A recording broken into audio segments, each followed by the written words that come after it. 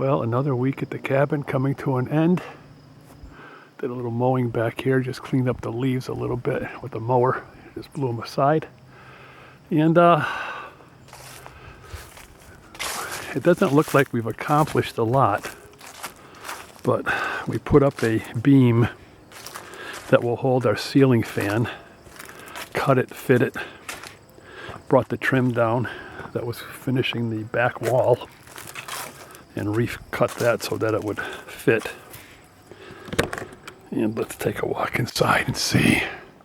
So here we are. We put another coat here of stain, darkening it. You know, it looks, in real life, it looks like it matches much more than what it does on the camera. Maybe that's a little more. You can see the color here. I'm matching these lines of, the difference in color is because of the way the sun ate up the soft grain and left the hard knots behind intact. You can see the granular here, how it truly just ate it up. But I love that character. So we completed that. We restained it. And then we put this beam up, this hand-hewn beam, though you probably really can't see it. Let me see if I can zoom in on it. It's stained, so yeah. I thought it came out great, nice fit. But actually we made that beam. Oops, I better pay attention to what I'm doing. Let's see, am I in focus? I think so. We actually made that beam out of just regular pine. And I have a piece around here that shows it. Let me see if I can find it. There it is. There it is. There's a piece that we cut off.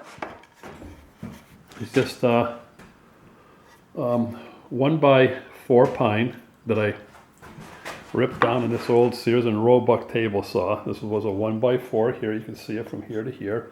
Split it in half. The top piece was a 1x8 by 8 foot. Screwed them together, glued them together, wiped all the glue off so that the stain, whenever you use stain and glue, actually whenever you use glue, which is down this linear here, you must make sure you get the glue off because the glue will keep the stain from penetrating. So there it is. There's the beam up in position. And then, what did we do? Here, right over here. Here's a piece of 2x4. Here's a piece of 2x4 that we used. We had one extra. This actually fit in here, right? So that fit in there. What we did was, we cut these and we stuck them up in there, and I started out by putting a level from left to right of this so they'll sit level, which means now it's in the center of the two ceiling pieces. And I screwed it in place, and then we ran one to the other end and then snapped a chalk line. You can't see it now because it's inboard of what we're seeing. It's in along this linear line over here. And we put, there's 6 of them. There's one, this actually went up in 2 pieces. There's actually a seam. There's actually a seam right where the fan's gonna go. See that seam right there? Right there. Yeah, there's actually a seam there. I'm gonna zoom back out. Put it on a 30-degree angle. I tried a 30. I've always used 45s. I like a 45 better because I could put a screw right in. We were going to use finishing nails, but in order to sock it right up against the ceiling, I had to use screws. But with all the marks I put in with my hatchet, those are all hatchet marks, chop marks, to make it represent what a hand-held, they had a specific axe they used for doing that. And then the lines I put in, you see the lines I put in to represent cracks. Like the old beam has cracked, right? There'll be, I'm going to zoom out a little bit more. There'll be a ceiling fan that's going to mount here. I'm going to drop it down quite a bit. I want to get it away from the ceiling. Then we resanded these because I stopped it with a high grit, a low numbered grit paper, very gritty paper, and it gave it a more of a suede look. So we redid it. They're now over here in the corner, drying, getting ready to put on. Okay. So next week we'll put those back on. We'll put the fan in. My 27-year-old, who's put in many showers, my 27-year-old son has put in many showers. He and his brother. He's going to come up and help me put the shower in. And then what we're going to do is we're going to put down a 1/2-inch foam on this floor. And then we're going to put down 3/8 plywood on the floor. Screw it all down probably every 6 inches. And that's going to be our thermal break from the cold outside. There's 4 inches of foam already built in between all of the studs. But this will make a thermal break and really keep the cold out. Because if you take all the 2x12s that are under here and put that 1.5 inch by, Jesus, is 24 feet. So there's probably 20 of them.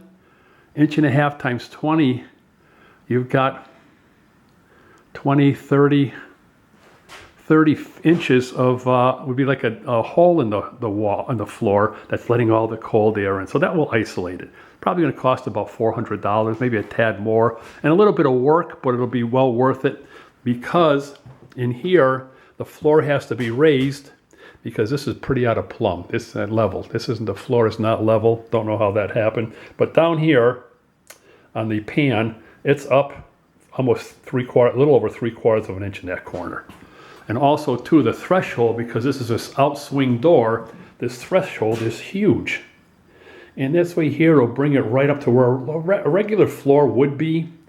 And then we're going to take, we've already discussed it, we're going to go from about where that heater is, come out 3 feet and over to about here, that line here.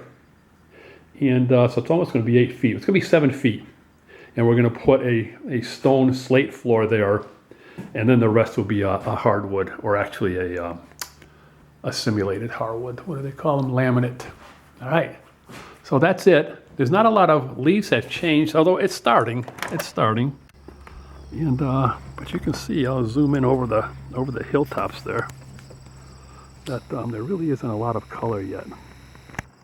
You can even see straight ahead and up on the hill. And then actually, let me zoom back out. You can't walk with it zoomed in.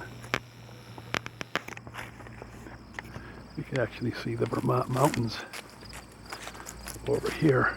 Let me come down a little bit further. And of course my battery's going to die again. It's time for a new camera. But if you look over the tree line, that's southern Vermont down there. I think it's called the Equinox Mountain Range. There's actually, on the summit up there, there's actually an observatory that only one time, maybe twice we saw it since we've been here. The sun would reflect on a certain time in August, and it would be like there was a lighthouse up there shining back to us. Well, that's about it. Until next weekend, we'll be back.